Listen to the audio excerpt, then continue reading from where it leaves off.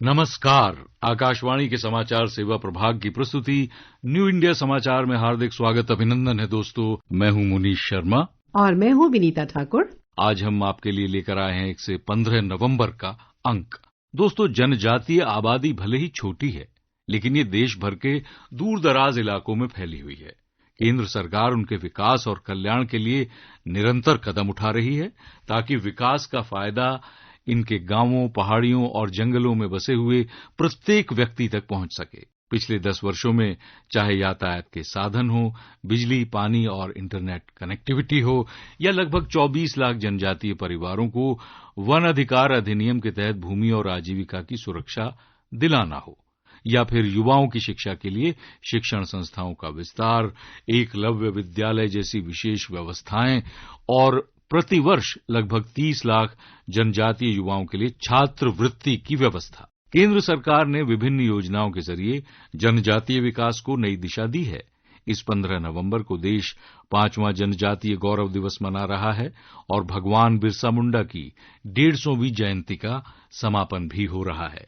इसीलिए जनजातीय विकास के लिए समर्पित केंद्र सरकार की योजनाएं और नीतियां इस बार हमारी आवरण कथा बनी हैं। इसके अलावा व्यक्तित्व की कड़ी में प्रसिद्ध कथक नृत्यांगना सितारा देवी भारत को सामाजिक सुरक्षा के लिए वर्ष 2025 का ISSA पुरस्कार फ्लैगशिप के तहत 2 नवंबर 2018 को MSME के लिए शुरू की गई।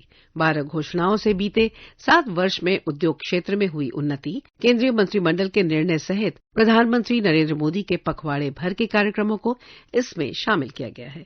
साथ ही पत्रिका के इनसाइड पेज पर राष्ट्रीय विधिक सेवा दिवस और बैक कवर पर आदि शंकराचार्य वासुदेव बलवंत फड़के की 179वीं जयंती पर विशेष सामग्री को समाहित किया गया है। दोस्तों, भारत दुनिया के युवा देशों में से एक है। युवाओं का सामर्थ्य और कौशल बढ़ता है तो राष्ट्र मजबूत होता है, और यही कारण है कि केंद्र सरकार ने कौशल विकास को सर्वोच्च प्राथमिकता में रखा है।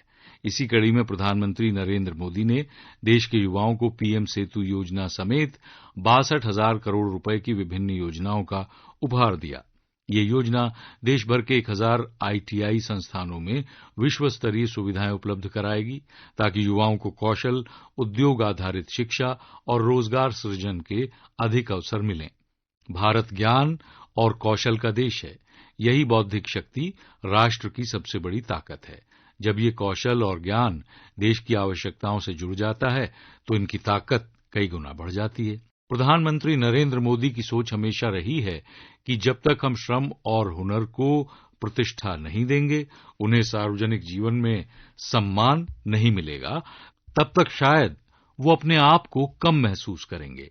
यही कारण है कि अब राष्ट्र श्रमेव जयते और श्रमेव पूज्यते को जीवंत कर रहा है।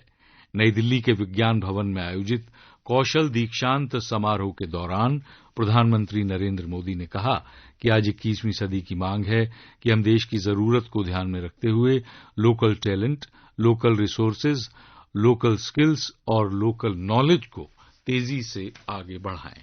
जब कौशल बढ़ता है, देश आत्मनिर्भर होता है। निर्यात बढ़ता है तो रोजगार के अवसर भी बढ़ते हैं।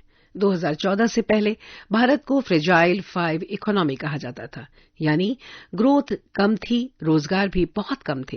लेकिन आज भारत टॉप 3 इकोनॉमी बनने की तरफ आगे बढ़ रहा है, यानी मैन्युफैक्चरिंग और रोजगार बढ़ रहे हैं।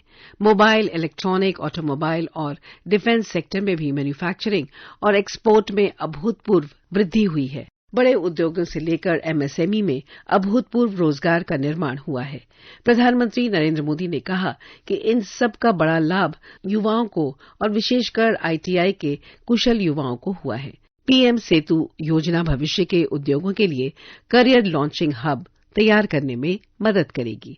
इसमें अपग्रेडेड ITI के माध्यम से प्रधानमंत्री कौशल और रोजगार परिवर्तन योजना में देश भर के 1000 सरकारी ITI का हब एंड स्पोक मॉडल में उन्नयन करने की परिकल्पना की गई है। इसमें 200 हब ITI और 800 स्पोक ITI शामिल हैं। प्रत्येक हब औसतन 4 स्पोक से जुड़ा रहेगा, जिसमें उन्नत बुनियादी ढांचे, आधुनिक ट्रेंडों, डिजिटल लर्निंग सिस्टम्स और इंक्यूबेशन सुविधाओं से लैस क्लस्टर बनेंगे। उद्योग जगत के प्रमुख साझेदार बाजार की मांग के अनुरूप परिणाम आधारित कौशल विकास को सुनिश्चित करते हुए इन समूहों का प्रबंधन करेंगे। हब में इनोवेशन केंद्र, प्रशिक्षकों के प्रशिक्षण की सुविधाएं, उत्पादन इकाइयां और प्लेसमेंट सेवाएं होंगी। प्रथम चरण में पटना और दरभंगा के आईटीआई पर विशेष ध्यान दिया जाएगा।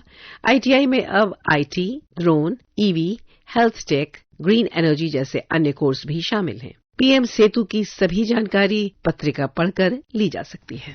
पीएम सेतु योजना दुनिया की कौशल मांग से कैसे भारत के युवाओं को जोड़ेगी, इस बारे में प्रधानमंत्री नरेंद्र मोदी क्या कहते हैं, आइए सुनते हैं।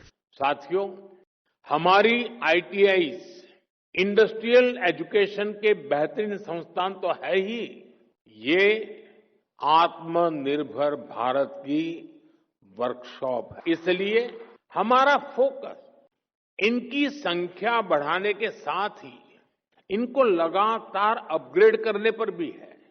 साल 2014 तक हमारे देश में 10,000 आईटीआई बनी थी, लेकिन बीते एक दशक में करीब 5,000 नई आईटीआई देश में बनाई गई। देश आजाद होने के बाद 10,000 और मोदी आने के बाद नई 5,000।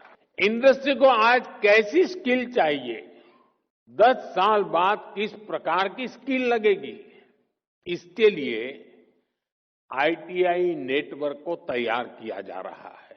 इसलिए इंडस्ट्री और आईटीआई के बीच तालमेल को बढ़ाया जा रहा है। आज हमने इस दिशा में एक और बड़ा कदम उठाया है। आज पीएम सेतु योजना की शुरुआत की गई है। देश भर में हमारे 1,000 से ज्यादा आईटीआई इंस्टीट्यूशंस को इसका फायदा होगा।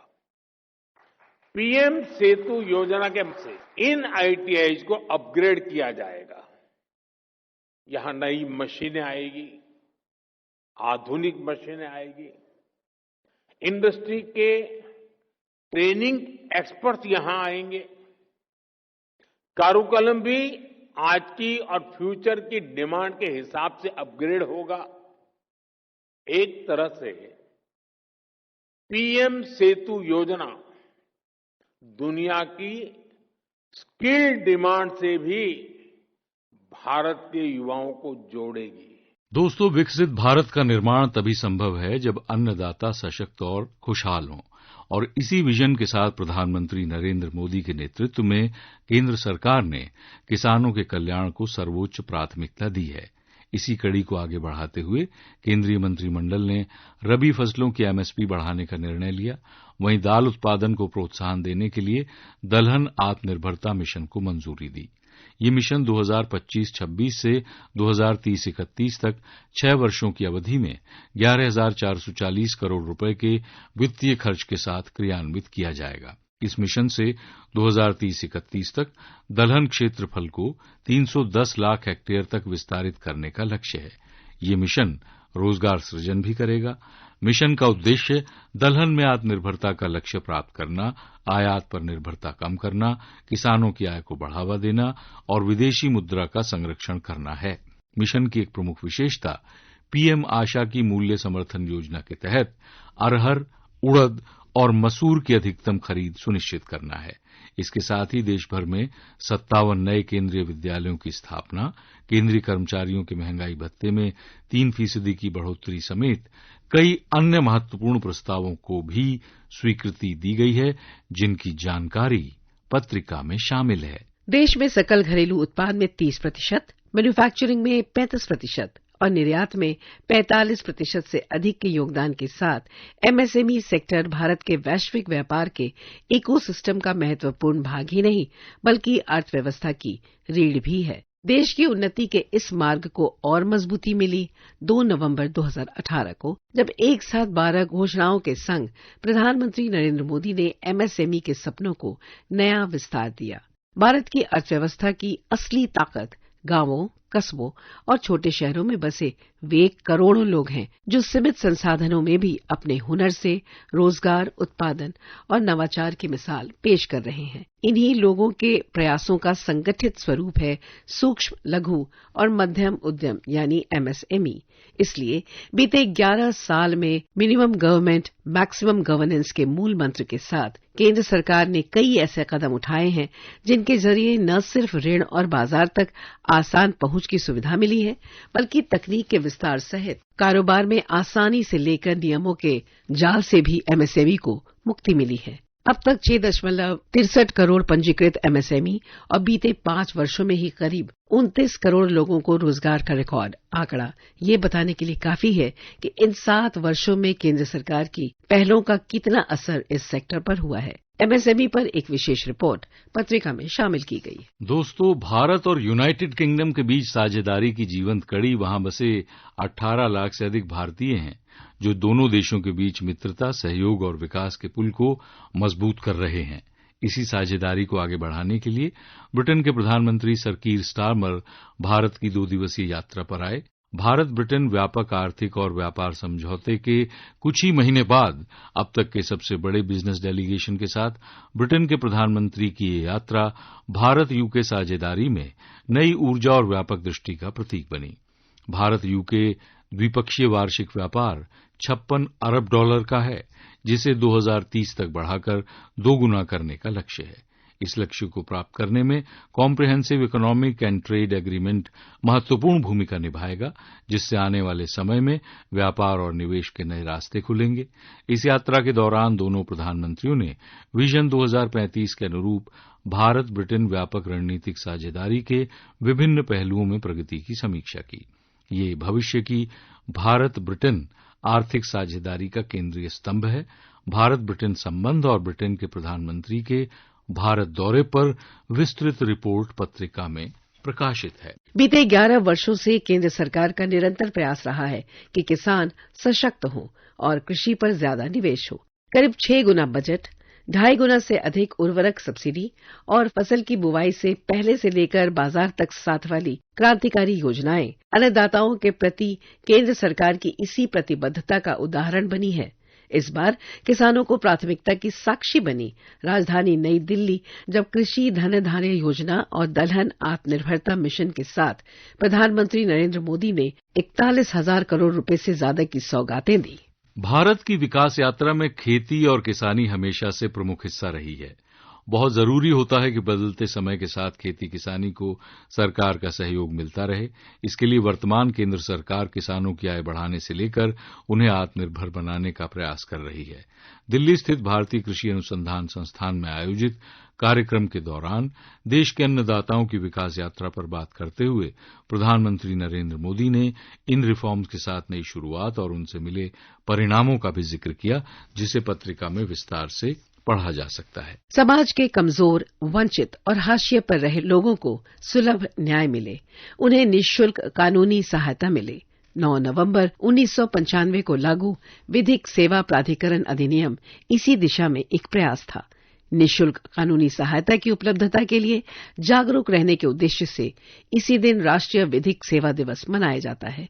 वर्ष 2017 में शुरू टेली लॉ और न्याय बंधु जैसे प्रयास लोगों को निःशुल्क कानूनी सहायता की दिशा में महत्वपूर्ण कदम है। इसी दिशा में भारतीय न्याय संहिता, भारतीय नागरिक सुरक्षा संहिता और भारतीय साक्ष्य अधिनियम हर नागरिक तक न्याय की पहुंच सुनिश्चित करने की ओर सबसे बड़ी पहल है, जिसे पत्रिका के इनसाइड कवर के रूप में शामिल किया गया है। श्रोताओं, समय की बाध्यता को ध्यान में रखते हुए आज इतना ही। इस पाक्षिक पत्रिका की हर प्रति हमारी वेबसाइट पर मौजूद है, जिसका पता है newindiasamaachar.pib.gov.in, जहां आप सभी समाचारों को विस्तार से पढ़ सकते हैं और अगर चाहें तो उन्हें डाउनलोड भी कर सकते हैं।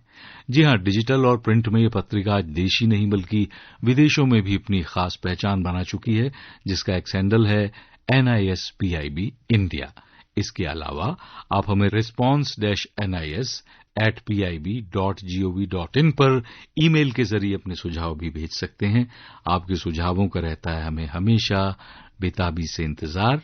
मैं हूं मुनीश शर्मा और मैं विनीता, आपसे लेते हैं इजाजत। नमस्कार।